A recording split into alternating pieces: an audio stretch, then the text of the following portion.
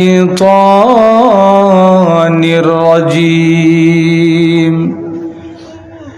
بسم الله الرحمن الرحيم ومن يطع الله ورسوله ويخشى الله ويتقه فأولئك هم الفائزون.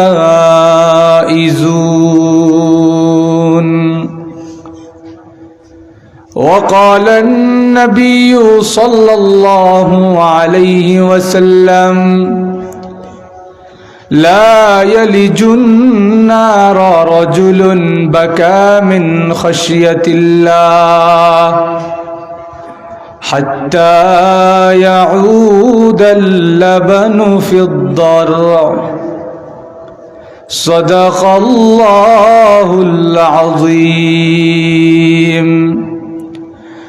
وصدق رسوله النبي الكريم. بارك الله لنا ولكم في القرآن العظيم ونفعنا وإياكم بالآيات والذكر الحكيم. صلى الله على سيدنا ومولانا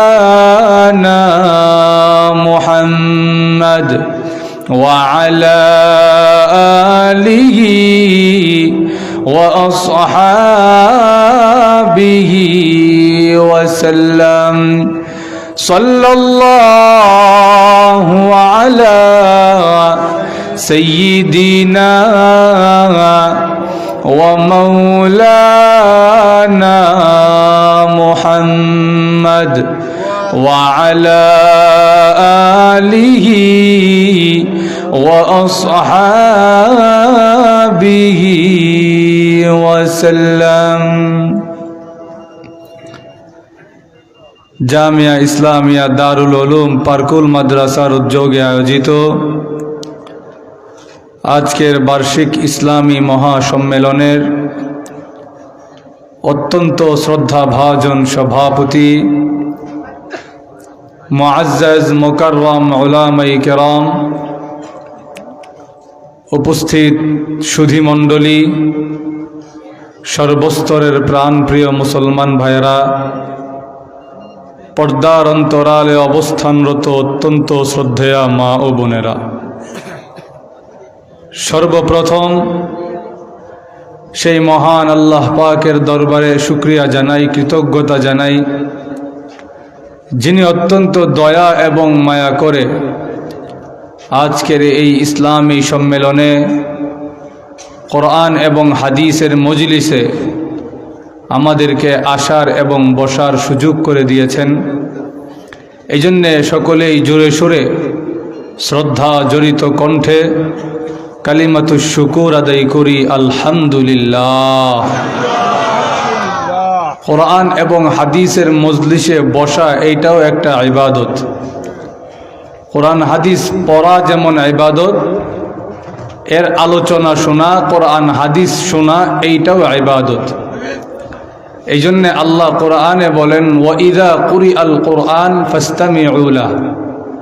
আল্লাহ বলেন যখন কোরআন তেলাওয়াত করা হয় তখন তোমরা মনোযোগ সহকারে শোনো এবং চুপ থাকো। মনোযোগ সহকারে শুনতে যেহেতু বলেছেন, এই আয়াতের ব্যাখ্যায় মুফাসসিরিনে কেরাম বলেন তাহলে বোঝা যায় কোরআন শোনাও একটা ইবাদত।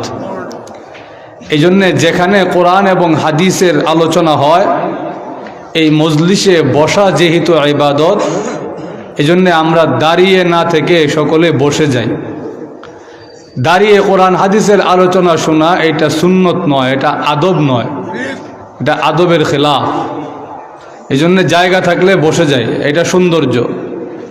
আমার আব্বাজান রহমতুল্লাহ আলাই বলতেন, কোরআন এবং হাদিসের আলোচনা শুনতে হয় বসে বসে, আর সাপ খেলা দেখে মানুষ দাঁড়ায়। এই জন্যে জায়গা থাকলে বসে যায়। আল্লাহ রাব্বুল আলামিন আমাদেরকে কবুল আর মঞ্জুর করুক। আমি আপনাদের সামনে পবিত্র কোরআন শরীফের সূরাতুন নূরের একখানা আয়াতে কারিমা তেলাওয়াত করেছি। রসুল করিম সাল্লাল্লাহু আলাইহি ওয়াসাল্লামের অসংখ্য অগণিত হাদিস মুবারক থেকে একখানা হাদিস পাঠ করেছি। আমার তেলাওয়াতকৃত আয়াতে আল্লাহ রাব্বুল আলামিন আমাদের পরকালীন জীবন কিভাবে সার্থক হবে, কিভাবে সফল হবে, কামিয়াব হবে, এই ব্যাপারে আল্লাহ চূড়ান্ত দিক নির্দেশনা দিয়েছেন। আমাদের জীবন দুইটা, একটা ইহকালীন জীবন, আরেকটা পরকালীন জীবন। ইহকালীন জীবন আল্লাহ আমাদেরকে ভোগ বিলাসের জন্য দেন নাই। এই জীবনটা 40 বছর 50 বছর যতটুকু হায়াত পাইলাম এটা এমনি কাটায়া দিলাম, এমনটা নয়। আল্লাহ আমাদেরকে এমনি এমনি সৃষ্টি করে নাই। কোরআনের এক আয়াতে আল্লাহ বলেন, তোমাদের কি মনে হয় তোমাদেরকে আমি আল্লাহ এমনি এমনি সৃষ্টি করেছি? তোমরা কি আমি আল্লাহর কাছে ফিরে যাবে না? আমাদের কি আল্লাহর কাছে ফিরে যেতে হবে কি হবে না? আর একটু জোরে বলেন। আল্লাহর কাছে যে ফিরে যেতে হবে এই ক্ষেত্রে কোনো সন্দেহ নাই। একদিন না একদিন সবাইকেই যেতে হবে। আমাদেরকে মুসাফির হতে হবে আল্লাহর দিকে। কেউ চাইলেও থাকতে পারবে না। থাকতে যদি পারত, আল্লাহর রসুল এখনো পর্যন্ত জীবিত থাকতেন দুনিয়াতে। জোরে বলেন ঠিক কিনা? আল্লাহর রসুল যখন থাকতে পারেন নাই, আমাদের কারো দুনিয়াতে থাকার অধিকার নাই। ইয়া আল্লাহ, ঘুমে ধরে লেছেন আপনারা? আমার কথা বুঝেননি? আল্লাহর রসুল যখন থাকতে পারেন নাই, আমাদেরও দুনিয়ায় থাকার কোনো অধিকার নাই। আর এই যে চলে যাওয়ার যে সিস্টেমটা, আল্লাহ এই চলে যাওয়ার নিয়মটার মধ্যে একটা নিয়ম রাখছে। চলে যখন যাব, মরণ যখন আসবে, এই মরণের একটা যন্ত্রণাও হবে। জোরে বলেন ঠিক কিনা? এই মরণের যন্ত্রণা থেকে আল্লাহর রসুলও মুক্তি পান নাই। হাদিসের মধ্যে আসছে, আম্মা জানা আয়েশা সিদ্দিকা রাদিয়াল্লাহু আনহা ডাক দিয়া বলেন, আল্লাহর নবী, বিশ্ব নবী, রাহমাতুল লিল আলামিন, আল্লাহর নবীর যেদিন ইন্তেকাল হয়ে যাবে, আম্মা জানা আয়েশা বলেন, আমি নবীর পাশে বসা, এমনি তাকায় দেখি আল্লাহ নবীর মাথার পাশে একটা পাত্র রাখা। ওই পাত্রের মধ্যে পানি ছিল। আল্লাহ নবী, বিশ্ব নবী, রাহমাতুল লিল আলামিন ওই পাত্রের মধ্যে একবার হাতটা এইভাবে চুবায়, হাতটা পাত্র থেকে বের করে নবী সারা মুখে এইভাবে মালিশ করে। আর নবী ডাক দিয়া বলে, আল্লাহুম্মা আইন্নি আলা সাকরাতিল মাউত। আল্লাহ নবী ডাক দিয়া বলে, গে প্রভু গো, আমি নবীর সাকরাত আরম্ভ হয়ে গেছে। তুমি প্রভু যদি আমাকে সাহায্য না করো, আমার আর কোনো সাহায্যকারী নাই। আল্লাহ নবী এইভাবে যখন শুরু করে দিয়েছে, আম্মা জান আয়েশা সিদ্দিকা রাদিয়াল্লাহু তাআলা আনহা বলেন, পৃথিবীর মানুষেরা রে, আমি আয়েশার ধারণা পাল্টে গিয়েছে। আল্লাহ নবীর যদি এমন কষ্ট হয়, দুনিয়ার আর কারো মরণের যন্ত্রণা থেকে রেহাই পাওয়ার অধিকার না। নবীজি এমন ভাবে শুরু করে দিয়েছে, পাত্রের মধ্যে হাতটা একবার ভিজায়, সারা মুখে এইভাবে মালিশ করে আর আল্লাহরে ডাকে, আল্লাহ আমার সাকরাত আরম্ভ হয়ে গেছে, আপনি আমাকে সরাসরি সাহায্য করেন। তাহলে আমাদের সবাইকে একদিন চলে যেতে হবে এবং এই চলে যাওয়ার সময় একটা কষ্ট সহ্য করতে হবে। এখন যখন চলে গেলাম, এইবার আমাদের দ্বিতীয় জিন্দিগি, পরকালীন জিন্দিগি শুরু হয়ে গেছে। আল্লাহ বলেন, তোমার ইহকালীন জিন্দিগিতে তুমি কি করছো এইটা আমার কাছে গ্রহণযোগ্য নয়, এইটা আমার কাছে ধর্তব্য নয়। তুমি এই ইহকালীন জিন্দিগি থেকে আমি আল্লাহর কাছে কি নিয়ে আসছো, এইটা হলো আমি আল্লাহর কাছে গ্রহণযোগ্য। কি নিয়ে আসছো, এই কি নিয়ে আসছো, কিভাবে আমি আল্লাহকে রাজি এবং খুশি করতে পারি, কিভাবে আমার এই দুনিয়াবি জিন্দিগি সফল হইতে পারে, এই মাপকাঠি, এই কর্মসূচি আল্লাহ আমার তেলাওয়াতকৃত আয়াতে তুলে ধরেছেন। আল্লাহ আমার তেলাওয়াতকৃত আয়াতের শেষে বলেন, ফাউলাইকা হুমুল ফাইজুন।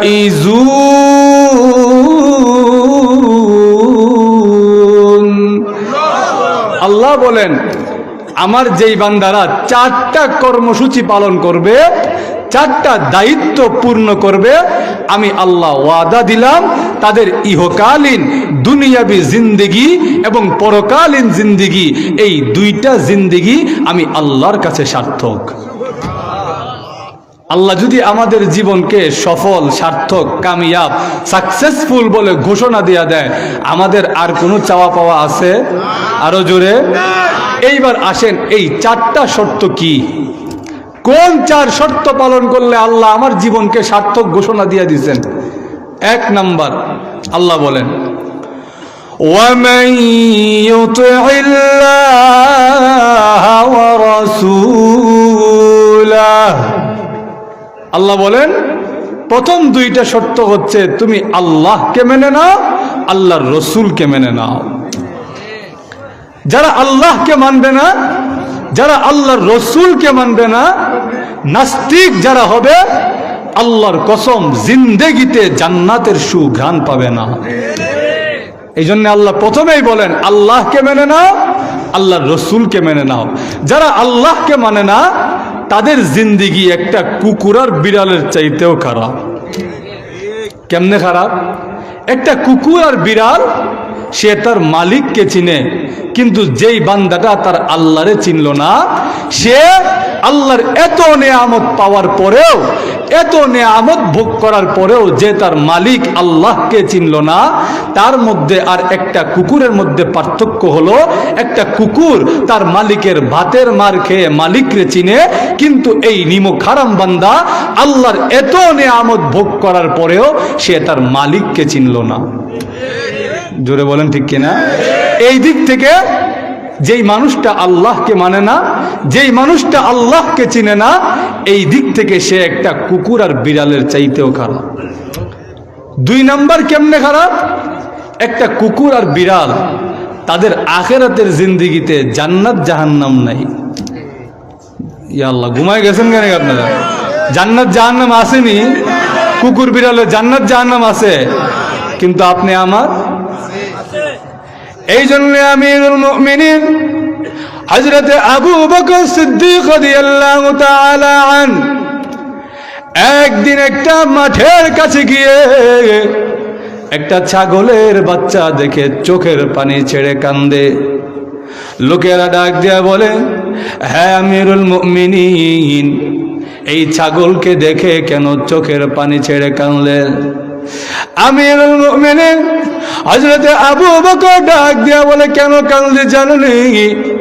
এই ছাগলকে দেখে আমার মনে পড়ে গেছে, কিয়ামতের কঠিন ময়দানে একটা পশু যখন আরেকটা পশুকে শিং দিয়ে আঘাত করার পরে, একটা পশু আরেকটা পশুকে দুনিয়াতে শিং দিয়ে আঘাত করেছিল, কিয়ামতে যেই পশুটাকে শিং দিয়ে আঘাত করা হয়েছিল, ওই পশুটা আরেকটা পশুকে শিং দিয়ে আঘাত করার সাথে সাথে তাদের বিচার কার্য শেষ হয়ে যাবে, আর তারা সঙ্গে সঙ্গে মাটির সঙ্গে ধূলিসাৎ হয়ে যাবে। এই দৃশ্য দেখার পরে কাফেররা চিৎকার দিয়ে ডাক দিয়া বলবে, ইয়া লাইতানি কুনতু তুরাবা, হায় আফসোস, আমিও যদি এই চতুষ্পদ জানোয়ারের মতো মাটির সঙ্গে ধূলিসাৎ হয়ে যেতাম। আজকে আজকে আমাকে চিরকাল জাহান্নামবাসী হইতে হইতো না। আবু বকর সিদ্দিক ডাক দিয়া বলেন, একটা পশুকে দেখে আমি চোখের পানি ছেড়ে কেন কাঁদতে জানি? এই পশুটাকে দেখে আমার কোরআনের আয়াত মনে পড়ে গেছে, ইয়া লাইতানি কুনতু তুরাবা। কিয়ামতের কঠিন ময়দানে এই পশুটার কোনো জান্নাত আর জাহান্নাম নাই, কিন্তু আমি আবু বকরকে আল্লাহ মানুষ বানাইছে, আমি আবু বকরের তো জান্নাত আর জাহান্নাম আছে। আমি যদি আল্লাহকে খুশি না করতে পারি, কিয়ামতের কঠিন ময়দানে আমি আবু বকরকে জাহান্নামে জ্বলতে হবে। নারা তাকবীর, ইসলাম জিন্দাবাদ, উলামা জিন্দাবাদ, নারা তাকবীর। এই জন্যে যে কথাটা বলতে চাচ্ছিলাম, যে আবু বকর রাদিয়াল্লাহু তাআলা আনহু উনি যখন কান্দে যে আহারে আমার তো জান্নাত আর জাহান্নাম আছে, আমি যদি আমার রবকে খুশি না করে যেতে পারি আমাকে তো জাহান্নামের আগুনে জ্বলতে হবে। কিন্তু এই যে একটা পশু, ওর তো দুনিয়াবি জিন্দেগি শেষ, আখেরাতে ওর জন্য জাহান্নাম নাই। এই জন্যে যেই মানুষটা আল্লাহকে মানে না তার জিন্দেগিটা একটা পশুর চাইতে খারাপ। কেন? দুনিয়ার জীবনে সে তার রবকে না চিনার কারণে, তার রবের ইবাদত না করার কারণে সেই মানুষটাকে চিরকাল জাহান্নামের আগুনে জ্বলতে হবে। এজন্য আল্লাহ রাব্বুল আলামিন বলেন, তোমার জীবনকে যদি সফল করতে হয়, সার্থক করতে হয়, 1 নাম্বার আর 2 নাম্বার শর্ত হলো তুমি আল্লাহকে মেনে নাও এবং আল্লাহর রসুলকে মেনে নাও। মেনে নেওয়ার একটা অর্থ হলো মুখে বললাম মানছি, আরেকটা অর্থ হলো মুখে তো বলছি যে আপনি যা বলছেন সব মানছি, কিন্তু আমি হৃদয় দিয়ে এই কথা বিশ্বাস করি আমার আল্লাহ আমার রসুল যা বলেছেন সব কিছু আমি মানব। প্রয়োজনে আমার জীবন চলে যেতে পারে, কিন্তু আমি আমার আল্লাহ এবং তার রসুলের বিরুদ্ধে যেতে পারবো না। এটা হলো মেনে নেওয়ার দ্বিতীয় অর্থ, এবং এইটাই আসল অর্থ। আল্লাহর নবীর সাহাবী হযরত উবাদা বিন সামিত রাদিয়াল্লাহু তাআলা আনহু ডাক দিয়ে বলেন, বায়াতুন নবিয়্য সাল্লাল্লাহু আলাইহি ওয়াসাল্লাম লিসসামঈ ওয়াত তাআতি। আল্লাহর নবীর সাহাবী হযরত উবাদা বিন সামিত রাদিয়াল্লাহু আনহু বলেন, আমি আল্লাহর নবীর কাছে বায়াত হলাম লিসসামঈ ওয়াত তাআতি। ইয়া রাসূলুল্লাহ, ইয়া হাবিবাল্লাহ, আল্লাহর নবী গো, আমি আপনার কাছে বায়াত হলাম, আপনি আর আল্লাহ আমাকে যে আদেশ দিবেন আমি সব শুনবো। শুধু শুনবই না, ওগো নবীজি আমার জীবন চলে যেতে পারে, কিন্তু আমি কোনোদিনও আমার আল্লাহ এবং রসুলের বিরুদ্ধে যাব না। এর নাম হলো মানা। জোরে বলেন ঠিক কিনা? আমরা সমাজে তো দেখা যায় মুখে মুখে আছে কিন্তু হৃদয়ে নাই। জোরে বলেন ঠিক কিনা? আমি যদি এখানে আসার পরে আপনাদেরকে বলতাম যে আমার 1 গ্লাস খাওয়ার পানি দেন, আর আপনারা যদি বলতেন যে হুজুর খাওয়ার পানি তো নাই, কিন্তু আপনি যে আসছেন আমরা খুশির শেষ নাই, কিন্তু খাওয়ার পানি নাই। আচ্ছা খাওয়ার পানি যখন নাই একটু বড় জায়গা দেন, হুজুর বড় জায়গাটাও নাই, কিন্তু আপনি যে আসছেন আমরা কলজা ফেটে যেতেছে খুশিতে, কিন্তু বড় জায়গাও নাই। আবার যদি আচ্ছা ঠিক আছে তাহলে একটু পাড়া মেলে একটু থাকতে দেন পাড়ারে, হুজুর এই জায়গাটাও নাই, কিন্তু এলাকাবাসীর আনন্দের শেষ নাই আপনি যে আসছেন। বলেন তো দেখি এই মহব্বত আর এই মানার কোনো দাম আছে? আর একটু জোরে কেন নাই? মহব্বত তো আছে, খুশিতে আত্মহারা, কিন্তু দাম নাই কেন? আমি যা বলি এই কথা মানতে আপনারা প্রস্তুত না। আরো জোরে বলেন ঠিক কিনা? তাহলে যদি পরিপূর্ণ মানতে হয় তাহলে মুখে বলার সাথে সাথে হৃদয়ে এই কথা বিশ্বাস রাখতে হবে যে আমার আল্লাহ এবং তার রসুল আমার জন্য যেই শরীয়ত যেই বিধান দিয়ে গেছে তা আমাকে পুঙ্খানুপুঙ্খ পালন করতে হবে। পুঙ্খানুপুঙ্খ যদি পালন করতে পারি আমার আল্লাহ ওয়াদা দিয়েছে আমার জিন্দেগি সার্থক হয়ে গেছে। এই গেল 1 আর 2, 3 আর 4। আল্লাহ বলেন ওয়ায়াখশাল্লাহা ওয়ায়াত্তাকাহ, আল্লাহ বলেন আল্লাহকে ভয় করো। সোজা অর্থ আল্লাহকে ভয় করো। এখন ভয় করার জন্য আল্লাহ দুইটা শব্দ আনছে, একটা হলো ইয়াখশাল্লাহ, আরেকটা হলো ওয়ায়াত্তাকহি। একটা হলো খাশিয়াতুল্লাহ, আরেকটা হলো তাকওয়া।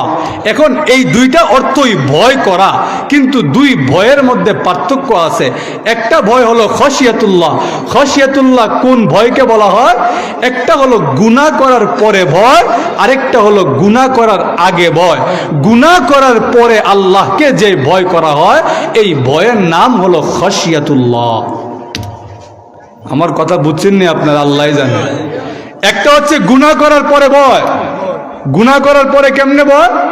গুনাহ হয়ে গেছে, এইবার আল্লাহর কাছে হাত তুলে কাঁদছেন, আল্লাহ আমি তো অধম, আল্লাহ আমি তো অপারগ, আল্লাহ আমি তো নালায়েক, আল্লাহ আপনার ছোট্ট একটা বান্দা, আমার দ্বারা আল্লাহ গুনাহ হয়ে গেছে, আপনি যদি আমাকে মাফ না করেন, আপনি যদি আমাকে গুনাহের কারণে জাহান্নামে দেন, ওই জাহান্নামের আগুন সহ্য করবার ক্ষমতা আমার নাই। আসেনি আপনারা? আমার তো নাই, আপনারা জানি না। আর একটু জোরে বলে, জাহান্নামের আগুন সহ্য করবার ক্ষমতা আমরার কারোরই নাই। আল্লাহ নবী, বিশ্ব নবী রাহমাতুল লিল আলামিন বলেন, জাহান্নামের আগুন কেমন ভয়াবহ। আল্লাহ নবী বলেন, জাহান্নামের আগুনে যখন কোনো বান্দাকে নিক্ষেপ করা হবে, কোন বান্দাকে যখন জাহান্নামের আগুনে নিক্ষেপ করা হবে, জাহান্নামের আগুনে পড়ার আগেই জাহান্নামের আগুনের তাপ পাওয়ার সাথে সাথে ওই বান্দার গোশত চামড়া খসে খসে পড়তে থাকবে।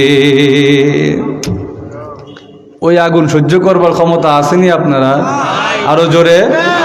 এইভাবে যখন আল্লাহর কাছে হাত তুলে কাঁদে, আল্লাহ আমার তো জাহান্নামের আগুন সহ্য করবার ক্ষমতা নাই, তখন যখন চোখ দিয়ে পানি বের হয়ে যায়, আল্লাহ রব্বুল আলামিন ঘোষণা দিলেন, আমি তোর গুনাহ তো মাফ করে দেই, শুধু তাই নয়, তোর গুনাহ মাফ করে দেওয়ার সাথে সাথে আমি আল্লাহ এই ওয়াদাও দিলাম, তোর জিন্দেগি আমি আল্লাহর কাছে সার্থক হয়ে গেছে। এই জন্য এই কথাটা মনে রাখবেন, আল্লাহ বলছেন ইয়াখশাল্লাহ, গুনাহ করার পরে আমি আল্লাহকে ভয় করো। কারণ আমরা যে গুনাহ করব এটা আল্লাহ জানেনি। আরো জোরে, আল্লাহ ক্ষমা করতে ভালোবাসেন। আল্লাহ যে আমরা যে গুনাহ করব এটা যে আল্লাহ জানে, এটার দলিল কি? এর দলিল হলো আল্লাহ নিজের একটা নাম রেখে দিয়েছেন গফুর। আল্লাহ ক্ষমাশীল, আল্লাহ ক্ষমা করতে পছন্দ করেন। নিজের একটা নাম আল্লাহ রেখে দিয়েছে গফুর। আল্লাহ রসুল বলেন, আমি যখন জান্নাতে মেয়ারাজের ভ্রমণে গেলাম, গিয়ে দেখি জান্নাতের গেটের মধ্যে লেখা উম্মাতুন মুজনিবাতুন ওয়া রাব্বুন গফুর। আল্লাহ রাব্বুল আলামিন জান্নাতের গেটের মধ্যে লিখে দিয়েছে, আমি জানি আমার বান্দারা গুনাহ করবে, আর যখন আমার বান্দারা গুনাহ করার পরে আমি আল্লাহর কাছে তওবা করে মাফ চেয়ে নিবে, আমি আল্লাহ জান্নাতের গেটের মধ্যে লিখে দিলাম, যেই বান্দারা গুনাহ করার পরে আমি আল্লাহর কাছে তওবা করে মাফ চেয়ে নিবে, আমি আল্লাহ তাদেরকে জান্নাতে প্রবেশ করাবো। ভাইরা আমার, লক্ষ্য করে দেখুন, আল্লাহ রাব্বুল আলামিনের কাছে তার কোন গুনাহগার বান্দা যখন মাফ চেয়ে নেয়, ওই আমলটা আল্লাহর কাছে বড় মজা লাগে, বড় মধুর লাগে।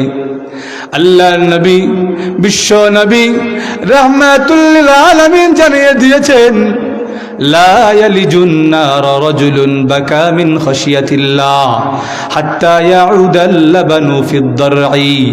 আল্লাহর নবী বলেন, দুধের ওলান থেকে যখন দুধ বের করে ফেলা হয়, ওই দুধ যেমন উলানে আর ফেরত নেওয়া যায় না, আল্লাহর কোনো বান্দা যখন চোখের পানি ছেড়ে কান্দে, আল্লাহর কোনো বান্দা চোখের পানি ছেড়ে যখন আল্লাহর ভয়ে কাঁদে, আল্লাহর রাসূল বলেন, লা ইয়ালিজুন নার রাজুলুন বাকা মিন খাশিয়াতিল্লাহ।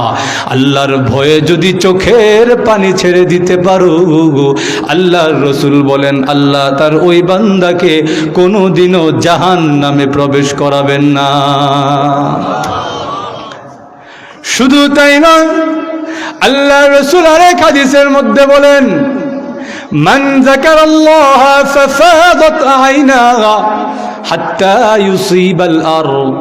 আল্লাহর রাসূল বলেন, কোন বান্দা যদি আল্লাহকে স্মরণ করার সাথে সাথে, আল্লাহকে ইয়াদ করার সাথে সাথে তার চোখ দিয়ে পানি বের হইতে থাকে, এত পানি বের হচ্ছে তার চোখের পানি দিয়ে তার সামনের জমিনটা ভিজে গেছে, এইভাবে যদি চোখের পানি ছেড়ে কোনো বান্দা কাঁদে, আল্লাহর রাসূল ওয়াদা দিয়েছেন, লাম ইউআযিবুহুল্লাহু ইয়াউমাল কিয়ামাহ, আল্লাহ তাআলা তার ওই বান্দাকে কিয়ামতের দিন কোনো শাস্তি দিবেন না। ভাই আমার, চোখের পানি এত দামি আর এত মূল্যবান। আল্লাহ রাসূল বলেন, কিয়ামতের কঠিন ময়দানে জাহান্নাম যখন মানুষ দেখে ফেলবে, জাহান্নামকে তখন আর কন্ট্রোল করা যায় না। তাকাদু তামাইয়াজু মিনাল গায়জ, জাহান্নাম ক্রোধে ফেটে যায়, জাহান্নামকে কেউ কন্ট্রোল করতে পারে না। জাহান্নামের এই অবস্থা দেখে আম্বিয়া কেরামও ভয় পেয়ে যাবে, সবাই ইয়া নাফসি বলে কাঁদতে থাকবে। এমন সময় দেখা যায় জাহান্নামের উপরে আল্লাহ রাব্বুল আলামিন কয়েক ফোঁটা পানি ছিটায়া দিবেন। কয়েক ফোঁটা পানি ছিটায়া দেওয়ার পরে জাহান্নাম এবার ঠান্ডা হয়ে গেল, শান্ত হয়ে গেল। আল্লাহ নবী ডাক দিয়ে বলে, প্রভু গো, কোন পানি দিলেন? জাহান্নাম যে ঠান্ডা হয়ে গেল, এটা কি হাউজে কাউসারের পানি নাকি? আল্লাহ রাব্বুল আলামিন ডাক দিয়া বলেন, না গো নবী না, এটা হাউজে কাউসারের পানি না। এইটা কি জমজম কূপের পানি নাকি? না নবী না, এইটা জমজম কূপের পানিও নয়, এইটা হলো আমি গুনাহগার বান্দা বান্দীদের চোখের পানি। আমি আল্লাহ আমার গুনাহগার বান্দা বান্দীদের চোখের পানি একটা কুদরতি ট্যাঙ্কির মধ্যে জমা করে রেখেছিলাম। আজকে জাহান্নামের উপরে আমি আল্লাহ ওই পানিগুলা ছিটিয়ে দিয়েছি। আল্লাহর কাছে তার গুনাহগার বান্দাবান্দির চোখের পানি এত প্রিয়, জাহান্নামের উপরে আল্লাহ তার গুনাহগার বান্দাবান্দির চোখের পানি ছিটায় দেওয়ার সাথে সাথে এইবার জাহান্নাম ঠান্ডা হয়ে যায়, শান্ত হয়ে যায়। এই জন্যে আল্লাহ রাব্বুল আলামিন 3 নম্বর কর্মসূচি দিলেন, যদি কোনো বান্দা চোখের পানি ছেড়ে, আমি আল্লাহর কাছে গুনাহ হয়ে যাওয়ার পরে চোখের পানি ছেড়ে কাঁদে, আমি আল্লাহ ওয়াদা দিলাম আমার ওই বান্দাকে আমি জাহান্নামে দিব না, কিয়ামতের কঠিন ময়দানে জান্নাতের সার্টিফিকেট তুলে দিব। আপনারা জান্নাতে যেতে চাননি? আরো জোরে। জান্নাতে যদি যেতে হয় আমাদের 3 নম্বর শর্ত হলো যে আমাদের গুনাহ হয়ে যাওয়ার সাথে সাথে আল্লাহর কাছে তওবা করে মাফ চাওয়ায় নিতে হবে। এই জন্য সাহাবাই কেরামের জিন্দিগির দিকে তাকান। সাহাবাই কেরামের প্রতি আল্লাহ এত সন্তুষ্ট কেন ছিলেন? সাহাবাই কেরামেরও ভুল হয়ে গেছে, গুনাহ হয়ে গেছে। সাহাবাই কেরাম মাসুম নিষ্পাপ ছিলেন না, কিন্তু একজন সাহাবিও গুনাহ নিয়ে ইন্তেকাল করেন নাই। গুনাহ হয়ে গেছে, সঙ্গে সঙ্গে আল্লাহর কাছে তওবা করে আল্লাহর কাছ থেকে ওই গুনার মাফ চাওয়ায়া নিছেন। এই জন্য আল্লাহ সাহাবাই কেরামকে সাধারণ ক্ষমা ঘোষণা করছে। সাধারণ ক্ষমা। আল্লাহ বলেন, وعد الله الذين آمنوا وعملوا الصالحات منهم مغفرة وأجرا عظيما। আল্লাহ রাব্বুল আলামিন বলেন, আমার নবীর সাহাবীদের মধ্যে থেকে যারা ঈমান এনেছে এবং সৎ কর্ম করেছে, নেককার হয়েছে, তাদের জন্য আমি আল্লাহ সাধারণ ক্ষমা ঘোষণা করলাম। সাধারণ ক্ষমা কেন? সাহাবাই কেরাম গুনাহ হয়ে গেলে সঙ্গে সঙ্গে তওবা করে আল্লাহর কাছ থেকে ওই গুনার মাফ নিয়ে নিছেন, এরপর কবরে গেছেন। এর আগে কবরে যান নাই। গুনাহ মাফ হয়েছে কিনা এই গ্যারান্টি আগে নিয়ে নিছে, এরপর কবরে গেছে। এর আগে কবরে যান নাই। আল্লাহর নবীর এক সাহাবী ছিলেন, উনার নাম মাইজ বিন মালিক রাদিয়াল্লাহু তাআলা। অসুবিধা হইতেছে না আপনারা? একটা ঘটনা বলতাম নি? আল্লাহর নবীর এক সাহাবী হযরত মাআজ বিন মালিক রাদিয়াল্লাহু তাআলা আনহু, তিনি নবীর কাছে এসে বলে, ওগো নবী, আমাকে আপনি পাক করে দেন, তাহহিরনি, আমাকে পাক করে দেন। আল্লাহ রসুল বলেন, কিসের থেকে পাক করব? কি কইতাছো? কি পাক করতা? হুজুর আমারে পাক করেন, আমি বড় গুনাহ করে ফেলছি, আমারে পাক করে দেন, আমি জানি না, আমারে পাক করেন। আল্লাহ রসুল বলেন, তুমি আমার কাছে পরে আইসো, আল্লাহর কাছে তওবা করো, পরে আইসো। রসুল বুঝেন নাই সে কি বলতেছে, বলে তুমি পরে আইসো, আল্লাহর কাছে তওবা করো, আমার কাছে পরে আইসো, এখন যাও।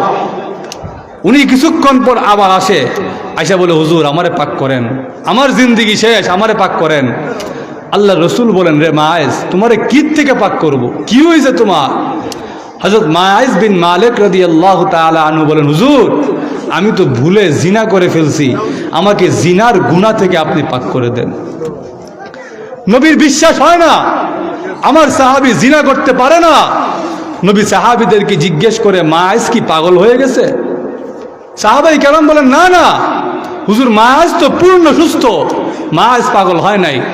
রসুল বলেন, মায়েজ কি ভুলে তাইলে মদ পান করে আসছে নাকি? এ যা কইতাছে এটা তো বাস্তব না, এ কি মদ টদ খায় আসছে নাকি? আরেক সাহাবী মায়াজের মুখের কাছে এসে গন্ধ শুকলেন, শুকে বলে, হুজুর মায়াজের মুখ থেকে তো মদের গন্ধও আসে না, মায়াজ তো মদ্যপ না, নেশাগ্রস্ত অবস্থায়ও নাই, সে যা বলতেছে সুস্থ অবস্থায় বলতেছে। আল্লাহর রসুল বলেন, যদি সুস্থ অবস্থায় বলে থাকে তাহলে মায়াজের জন্য রজমের ব্যবস্থা করো। রজম বুঝেননি আপনারা? ইসলামের বিধান হলো, যেই পুরুষের স্ত্রী আছে আর যেই মহিলার স্বামী আছে, এই জাতীয় নারী পুরুষ যদি জিনায় লিপ্ত হয়ে যায়, ইসলামের নিয়ম হলো জিনার অপরাধে তাদেরকে পাথর মেরে মেরে হত্যা করা হবে। আল্লাহর জমিনে তাদের থাকার কোনো অধিকার নাই। এই জন্যে তাদের দেখে দেখে সমাজ ঠিক হয়ে যাবে যে বাবারে, যে শাস্তি ঠিক করে রাখছে, আমি এই কামও নাই। জোরে বলেন ঠিক কিনা? ওয়াজ নসিহত যেমন দরকার, মাঝে মাঝে কিছু ফিরানো দরকার। জোরে বলেন ঠিক কিনা?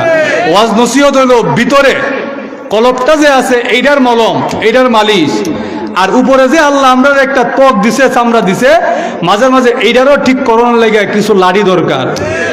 ইসলামে যেমন ওয়াজ নসিহত আছে, আল্লাহ রসুলকে বলছে, ওয়াযাক্কির ফা ইন্না যিকরা তানফাউল মুমিনিন, ওগো নবী আপনি মুমিনদেরকে নসিহত করতে থাকেন, নসিহত মুমিনদেরকে উপকৃত করবে। আবার আল্লাহ রাব্বুল আলামিন আল্লাহর রসুলকে এই নির্দেশও দিয়েছেন, ওগো নবীজি কোনো বিবাহিত নারী পুরুষ যদি জিনায় লিপ্ত হয় তাদেরকে আপনি রজম দেন, পাথর মেরে আঘাত করতে করতে হত্যা করে ফেলেন। আল্লাহর জমিনে তাদের বেঁচে থাকার কোনো অধিকার নাই, তাদের অধিকার তারা হারিয়ে ফেলেছে। হযরত মাআজ বিন মালিক যখন এইভাবে কান্নাকাটি আরম্ভ করলেন, আল্লাহর রসুল তার জন্য রজমের ব্যবস্থা করলেন। সাহাবাই কেরাম তাকে রজম করে তার যখন ইন্তেকাল হয়ে গেল, দুই দল লোক হয়ে গেল। আমরা সমাজে তো একটা ঘটনা ঘটলে এমনি দুই দল হয়ে যায়। জোরে বলেন ঠিক কিনা? একজন শুনছিলাম বলছে যে বাঙালিরা খালি দুইটা দল বানায় দাও, বাকিরা এরা দীক্ষা লইব। জোরে বলেন ঠিক কিনা? আমরা দুইটা দল করে দাও, এক দল থাকতাম আমরা ভালো লাগে না, দুই দল আমরা করে দাও, এবার বাকিটা আমরা দীক্ষা লম। তো কোনো ঘটনা ঘটার পরে দুইটা দল হয়ে যায়। আল্লাহ রসুলের যুগেও এক দল বলতেছে, মায়েস কি কামটা করলো, এটা কি ঠিক হইলো? এমন লোক আমরা সমাজে আছে না নাই? দেখবেন যে বেটা খুব সুফি মানুষ, সুবহানাল্লাহ সুবহানাল্লাহ, আচ্ছা হাজী সাহেবের ছেলেরা যে কামটা করলো এটা কি ঠিক হইলো? সুবহানাল্লাহ সুবহানাল্লাহ, ইয়া আল্লাহ, এমন লোক নাই না আমরা সমাজে? নবীর যুগে এমন কিছু লোক ছিল, হাদিসের মধ্যে আসছে দুই দল লোক হয়ে গেছে। একদল বলতেছে, মায়ের যে কাজটা করলো এটা কেমনে করলো? হ্যাঁ হে আল্লাহর জমিনে থাকিয়া আল্লাহর রিজিক খায়া হে জিনা কইরা লাইলো, এত বড় কামটা কেমনে করলো? আর একদল লোক বলে, মায়ের যেই তওবা করেছে এমন তওবা আমরা জিন্দেগিতে কোনোদিনও দেখি নাই। আল্লাহর নবীর দরবারে এসে মায়ের দুইটা হাত এমন ভাবে করে বলে, ইয়া রাসূলুল্লাহ, ইয়া হাবিবাল্লাহ, আল্লাহর নবী গো, আমি মায়েজ গুনাহ করে ফেলেছি। আমি মায়েজকে যদি আপনি পাথর মেরে মেরে হত্যা না করেন, আমি মায়েজকে আল্লাহ মাফ করবে না। আর আমি মায়েজকে যদি আল্লাহ মাফ না করে গো, আমি মায়েজ আল্লাহর শাস্তি ভোগ করার মতো ক্ষমতা আমার নাই। আপনি আমাকে পাথর মেরে মেরে হত্যা করে ফেলুন। মায়েজ যেই তওবা করেছে, এমন তওবা আমরা জিন্দেগিতে কোনোদিন দেখি নাই। আল্লাহর নবী, বিশ্ব নবী রাহমাতুল লিল আলামিন দুই দলের কথা শোনার পরে একদিন সাহাবাই কেরামের সামনে আসলেন। সাহাবাই কেরামের সামনে এসে আল্লাহর নবী বলেন, ও আমার সাহাবীরা, তোমরা আমার সাহাবী হযরতে মায়েজের জন্য আল্লাহর কাছে ক্ষমা চাও। সাহাবাই কেরাম বলেন, আমরা আল্লাহর নবীর কথা শুনে আল্লাহর কাছে দোয়া করলাম, আল্লাহ মায়েজকে ক্ষমা করে দেন। এমনি তাকায়া দেখি আল্লাহর নবীর চোখের কোনা দিয়া পানি পড়তেছে। আল্লাহর নবী ডাক দিয়া বলেন, আমার মায়েজ এমন তওবা করেছে, আমার মায়েজের তওবা যদি আমার উম্মতের মাঝে বন্টন করে দেওয়া হতো, আমার উম্মত যদি আর কোনো তওবা না করত, তথাপিও আল্লাহ আমার উম্মতের সারা জিন্দেগির গুনাহ মাফ করে দিত। লাউ কুসিমাত বাইনা উম্মাতিন লাওয়াসিআতুম, আল্লাহ রসুল বলেন, আমার উম্মতের মাঝে এক মায়েজের তওবা যদি বন্টন করে দেওয়া হতো, আমার উম্মতের জন্য মায়েজের তওবাই যথেষ্ট হয়ে যেত। তাহলে আল্লাহর কাছে বান্দা যদি আকুতি কাকুতি মিনতি করে কাঁদে, আল্লাহ গো, আমি তো গুনাহ করে ফেলেছি, কিন্তু তবুও তো আমি আপনার গোলাম, আপনার বান্দা, আপনি যদি আমারে ফিরাইয়া দেন, আমার যাইবার আর কোনো জায়গা নাই। এইভাবে যখন বান্দা কান্না আরম্ভ করে দেয়, আল্লাহর দয়ার সাগরে ঢেউ খেলে যায়। আল্লাহর রসুল বলেন, এইভাবে যখন আল্লাহর দয়ার সমুদ্রে ঢেউ উঠে যায়, আল্লাহ ঘোষণা দিয়ে দিছেন, আমার ওই বান্দাকে আমি জাহান্নামের আগুনে দিব না। এই জন্যে আমাদেরকে সবসময় মনে রাখতে হবে, গুনাহ আমাদের হয়ে যেতেই পারে। আমরা মানুষ, আমরা অপারগ, আমাদের গুনাহ হয়ে যেতে পারে। আমরা দুর্বল, ওয়া খুলিকাল ইনসানু দাঈফা, আমরা দুর্বল, আমাদের নফসের প্রতি আমাদের কন্ট্রোল নাই, আমাদের আয়ত্তে নাই আমাদের নফস। আমাদের গুনাহ হয়ে যেতেই পারে, কিন্তু গুনাহ যখন হয়ে যায়, সঙ্গে সঙ্গে আল্লাহর কাছে তওবা করে ফেলতে হবে। রাজি আসেননি আপনারা? আরো জোরে, তওবা যদি করে ফেলি, দেখবেন আমলের মধ্যে একটা বরকত আসতেছে। এরপর দেখবেন আজকে ফজরের নামাজ আপনি কাজা করছেন, আপনার মনের মধ্যে কোনো অনুভূতি নাই, তো কিতা হইছে তে পড়ুম না, আবার জোরের সময় জোর মিস, তো কিতা হইছে তে পড়ুম না আসরের সময়। আমাদের সমাজে এই চিত্র আছে না নাই? এইভাবে যখন আমল মিস হয়ে যায়, ফরজ বিধান তার থেকে ছুটে যায়, দেখবেন তার ভিতরে কোনো অনুভূতি নাই। কিন্তু যদি একটা আমল ছুটে যাওয়ার পরে সে তওবা করে ফেলতো, আল্লাহর কাছে মনে মনে মাফ চেয়ে ফেলতো, রাত্রে চোখের পানি ছেড়ে কাঁদতো। হাদিসের মধ্যে তো এমন আসছে, শুনলে আমি যখন এই হাদিস পড়ছি আমার গায়ের পশম দাঁড়ায় গেছে, আমি যখন এই হাদিস পড়ছি আমার চোখ দিয়ে পানি বের হয়ে গেছে। হাদিসের মধ্যে আসছে, আল্লাহর রসুল বলেন, কোনো বান্দা যখন গভীর রজনী সবাই ঘুমায় আছে, এক বান্দা যখন কনকনে শীতের রাত, বান্দা যখন 4টার দিকে ঘুম থেকে উঠে, শেষ রাতে ঘুম থেকে উঠলো, ঠান্ডা পানি দিয়া উজু করছে, জায়নামাজটা বিছায়া দাঁড়ায় গেছে, বান্দার এই আমল দেখে মহান আল্লাহ মুচকি মুচকি হাসে। ফেরেশতাদেরকে বলে, ও ফেরেশতারা, আমার বান্দা কি করে? বান্দা কি করে আল্লাহ জানে না? জানেনি? এরপরে ফেরেশতাদেরকে জিজ্ঞেস করে কেন? ফেরেশতাদেরকে সাক্ষী রাখে, ও ফেরেশতারা, তোমরা তো বলছিলা যে আমি আল্লাহ মানুষ বানাইলে এই মানুষগুলা দুনিয়াতে গিয়া ফিতনা ফাসাদ করবে, রক্তারক্তি করবে। তাকায়া দেখো, সারা দুনিয়া ঘুমায়া আছে, আমার বান্দা আমার দরবারে দাঁড়ায়া গেছে। আল্লাহ এই বান্দাকে দেখে মুচকি মুচকি হাসে। এইভাবে যদি আমরা ইবাদত করতে পারি, যদি তওবা করে ফেলতে পারি, দেখবেন মনের মধ্যে একটা পবিত্রতা কাজ করে, আর গুনাহ করতে মন চায় না, নেক আমল ছাড়তে মন চায় না। জোরে বলেন ঠিক কিনা? আর নেক আমল যখন ছুটে যায়, দেখবেন মনের মধ্যে একটা ব্যথা অনুভব হয়, আরে আজকে ভুলে আমার ফজরের নামাজটা কাজা হয়ে গেল, এত চেষ্টা করলাম এরপরেও ঘুম থেকে উঠতে পারলাম না, আরে আজকে দিনটাই আমার খারাপ যাবে। এইভাবে যখন বান্দা আফসোস করতে থাকে, আল্লাহ রসুল বলেন ইদা সাররাতকা হাসানাতুকা ওয়া সাআতকা সাইয়্যাতুকা ফাআনতা মুমিন। আল্লাহ রসুল বলেন তোমার নেক কাজ যখন তোমাকে আনন্দিত করবে, কোনো নেক কাজ করার পরে তোমার মনে একটা আনন্দ আসে, আর কোনো গুনাহ হয়ে গেলে তোমার মনটা খারাপ হয়ে যায়, আল্লাহর কাছে বারবার তওবা করে আফসোস করতে থাকো, আল্লাহ রসুল বলেন আমি রসুল ওয়াদা দিলাম তোমার নাম আল্লাহর খাতায় মুমিন হিসাবে লেখা হয়ে গেছে।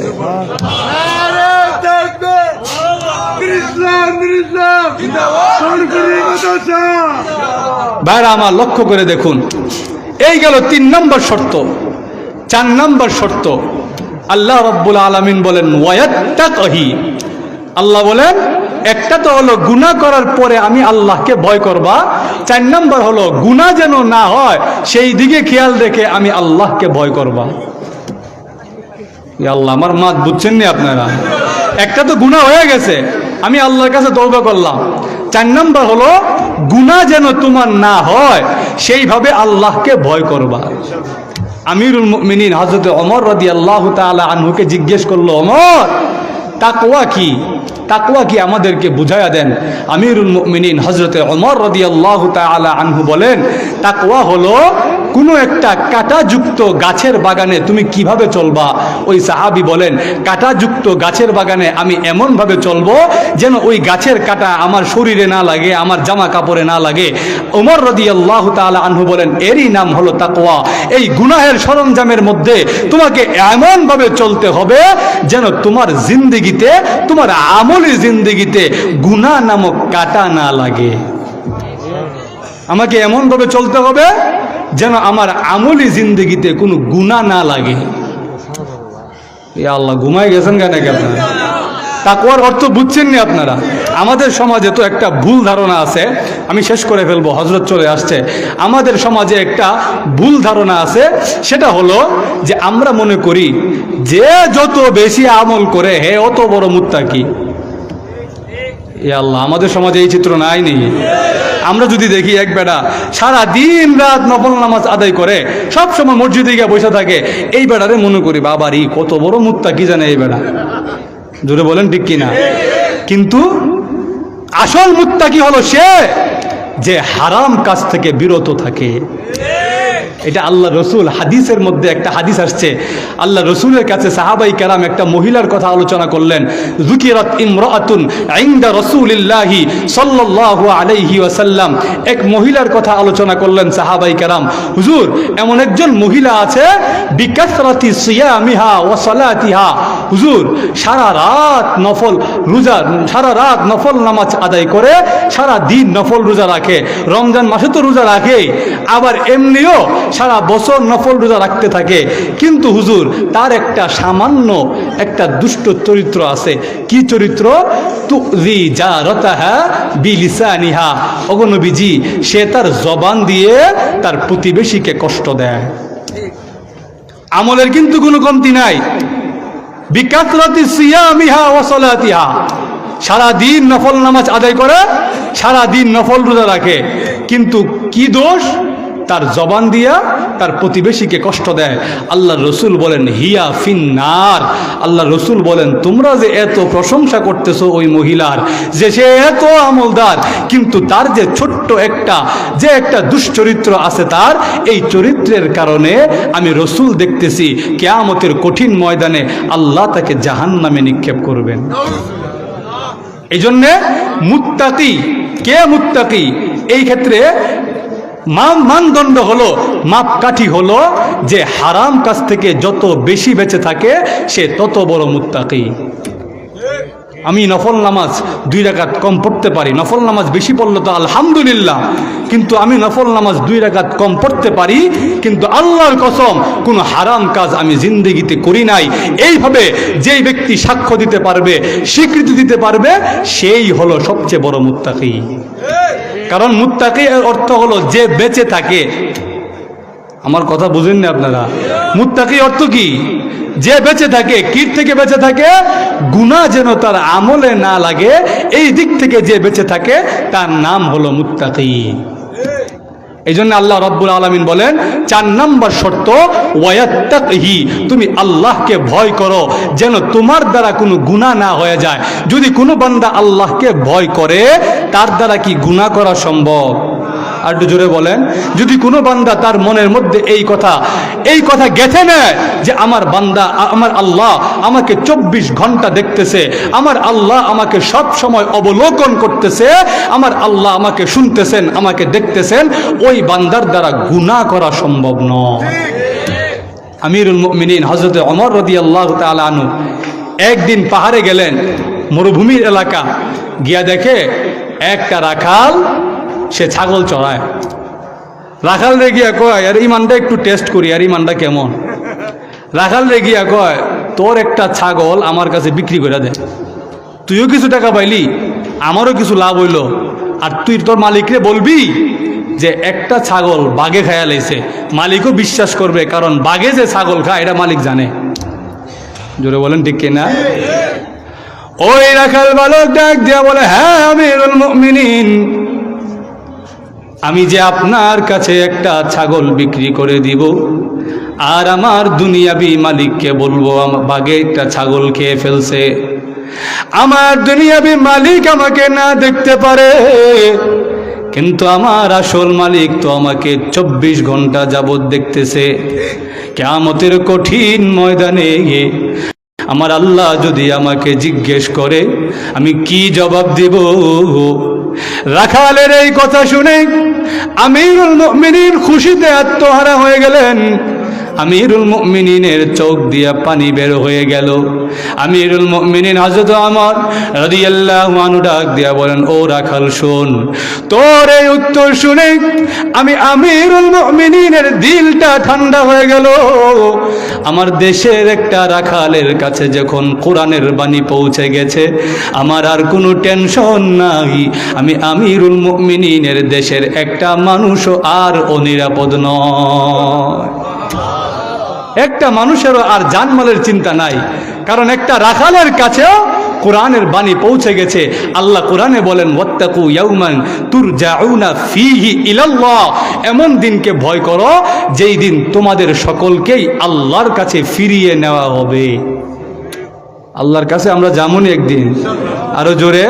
এরপর আল্লাহ কি বলেন, সুম্মা তুওয়াফা কুল্লু নাফসিম মা কাসাবাত ওয়া হুম লা ইউজলামুন, তোমাদের প্রত্যেকটা প্রাণীকে, প্রত্যেকটা মানুষকে দুনিয়ার জীবন থেকে যা নিয়ে এসেছো তা পুঙ্খানুপুঙ্খ রূপে ফেরত দেওয়া হবে। দুনিয়ার জীবন থেকে যা নিয়ে আইসো, যদি আমি আল্লাহকে খুশি করার আমল নিয়ে আসো, আমি আল্লাহ তোমাদেরকে খুশি করব। আর দুনিয়াবি জিন্দেগিতে যদি আমি আল্লাহকে নারাজ করে আসো, আমি আল্লাহ তোমাদেরকে নারাজ করে দিব। আমার কথা না, আল্লাহ নিজেই বলছেন, ইন্না নাসিনাকুম, আমি আল্লাহ ওই দিন তোমাদেরকে ভুলে যাব। কেন? কারণ দুনিয়ার জীবনে তোমরা আমাকে ভুলে গেছিলে। ইয়া আল্লাহ, ঘুমাই গেছেন কেন নাকি আপনারা? দুনিয়ার জীবনে তোমরা আমাকে ভুলে গেছো, তাই আজকে যেই দিন সমস্ত রাজত্ব আমি আল্লাহর কাছে, এই দিন আর কারো কাছে কোনো রাজত্ব নাই। ইবনুল কাইয়িম আল জাওজি রাহিমাহুল্লাহ তাআলা তার একটা কিতাবের মধ্যে লেখেন, সব কিছু যখন ধ্বংস হয়ে যাবে, আল্লাহ রাব্বুল আলামিন দুনিয়ার দিকে উকি দিবেন, উকি দিয়া বলবে, আইনাল জাবাবিরা ও আইনা আবনাউল জাবাবিরা, ও দুনিয়া তোর জমিনে যারা অহংকার দম্ভ ভরে চলাফেরা করত, আজকে কোথায় তারা? আজকে কোথায় তাদের রাজত্ব আর ক্ষমতা? আজকে কারো কাছে কোনো ক্ষমতা নাই। দুনিয়ার জীবনে সামান্য ধ্বংসশীল একটা রাজত্ব পেয়ে আমি আল্লাহকে ভুলে গেছো। আজকে তাকায় দেখো, তোমাকে সাহায্য করবার মতন আর কেউ নাই। আল্লাহ রাব্বুল আলামিন বলেন, যেই দিন আমি আল্লাহর হাতে রাজত্ব থাকবে, তোমাকে কেউ সাহায্য করবে না, ওই দিনকে ভয় করো। ওই দিন আমি আল্লাহর কাছে তোমাদেরকে ফিরিয়ে আনা হবে, আর ওই দিন আমি আল্লাহ তোমাদের একজন একজন প্রত্যেকের কাছ থেকে এক এক করে জবাব নিতে থাকবো। আল্লাহর কাছে জবাব দিতে হবে নি, এই জন্য জবাব এখান থেকেই রেডি করতে হবে। পরীক্ষার হলে গিয়ে জবাব রেডি করলে লাভ নাই। জোরে বলেন ঠিক কিনা? ওই জাহান্নামীরাও কাঁদবে, আল্লাহ আবসরনা ওয়া সামি'না ফারজি'না না'মাল সালিহা। আল্লাহ এখন তো চোখে দেখে ফেলছি জাহান্নামের আযাবের যে কি ভয়াবহতা, এখন তো চোখে দেখে ফেলেছি, কানেও শুনতেছি, আল্লাহ এইবার আপনি আমাদেরকে দুনিয়াতে পাঠান। কেন? না'মাল সালিহা, আল্লাহ আমরা নেক আমল করব। তুই এতদিন করলি না কেন? তোদের কাছে কি আল্লাহর আয়াত যায় নাই? আল্লাহ সতর্ককারী তোদের কাছে পাঠায় নাই? তারা বলবে হ্যাঁ আল্লাহ পাঠাইছে, কদ জাআনা নাযীর ফাকাযযাবনা। আল্লাহ আমাদের কাছে তো সতর্ককারী আসছিল, ওয়াজ মাহফিল হইছে, আমরাও গেছি, খুব শুনছি ওয়াজ মাহফিল, কিন্তু আমরা এটা অত কানে নিছি না। হুজুররা কইছে আমরা শুনছি, এক কান দিয়ে ঢুকছে আরেক কান দিয়ে বের করে লিছি। জোরে বলেন ঠিক কিনা? এইভাবে চলছি, আল্লাহ আপনার বিধান মানি নাই, রসুলের তরিকা মতো চলি নাই, আল্লাহ এখন তো দেখে ফেলছি কি যে ভয়াবহ শাস্তি। এই জন্যে ওই জায়গায় গিয়া প্রশ্নের উত্তর ওই জায়গায় গিয়া ঠিক করার জায়গা না, ওইটা এখান থেকে নিয়ে যেতে হবে। জোরে বলেন ঠিক কিনা? এই জন্যে যদি আমরা এখান থেকে পুরাপুরি প্রস্তুতি নিয়ে যেতে পারি, আল্লাহ আয়াতের শেষে বলেন ফাউলাইকা হুমুল ফাইজুন, আমার ওই বান্দারা তাদের জিন্দেগিটা আমি আল্লাহর কাছে সার্থক সফল কাম হয়ে গেছে। তো জোরে কন্যা সুবহানাল্লাহ। এইবার আসেন সফল কামের অর্থ কি? আমরা তো বুঝলাম সফল, আল্লাহ খালি বলতেছে সফল, কিন্তু সফল কামের অর্থ কি? সফলতার আসল অর্থ কি? কোরআনের আরেক আয়াতে আল্লাহ এর ব্যাখ্যা দিয়েছেন। আল্লাহ বলেন আসহাবুল জান্নাহ হুমুল ফাইজুন।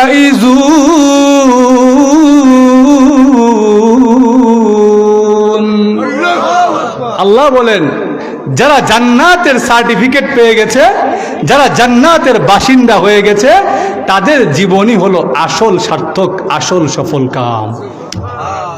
জান্নাতে গেলেই জীবন সফল, আর জাহান্নামে গেলে এই জীবনের কোনো মূল্য নাই। জান্নাতে গেলে জীবন সফল, আর জাহান্নামে গেলে জীবনের কোনো মূল্য নাই। কেন?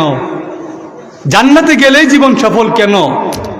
এর একটা উত্তর আছে না নাই? আরো জোরে। তিনটা কারণে জান্নাতে গেলে জীবন সফল। এক নাম্বার, জান্নাতে যদি যান আপনার কোনো টেনশন নাই, কোনো টেনশন নাই। আর টেনশন যেই লোকের আছে এই লোকের জীবন সফল হইতে পারে না। আর জোরে কোন না, টেনশন যদি আপনার থাকে আপনার জীবন সফল হইব না। কিন্তু জান্নাতে যদি যান আপনার কোনো টেনশন নাই। এবার দেখেন দুনিয়ার জীবনে আমাদের সবার টেনশন আছে না নাই? আরো জোরে। টেনশন সবারই আছে। হাদিস শরীফের মধ্যে আসছে, রসুল বলেন সাইয়াবাতনি হুদ। কোরআন শরীফের একটা সূরা আছে সূরা হুদ, সেই সূরার একটা আয়াত আছে ফাস্তাকিম কামা উমিরতা। ওই একটা আয়াতের টেনশন আমি রসুলকে বুড়া বানায়া দিয়েছি। আসসালামু আলাইকুম ওয়া রাহমাতুল্লাহ। ভালো আছেন? এই জন্যে দুনিয়াবী জীবনে আমাদের জীবন সফল হইতে পারে না। সফলতা যদি অর্জন করতে হয় তাহলে আমাদেরকে যেতে হবে জান্নাতে। আল্লাহ রাব্বুল আলামিন আমাদের সবাইকে কবুল আর মঞ্জুর করুক। হযরত চলে এসেছেন, আমি এখানেই শেষ করে দিচ্ছি। ওয়া আখিরু দাওয়ানা আনিল হামদুলিল্লাহি রাব্বিল আলামিন।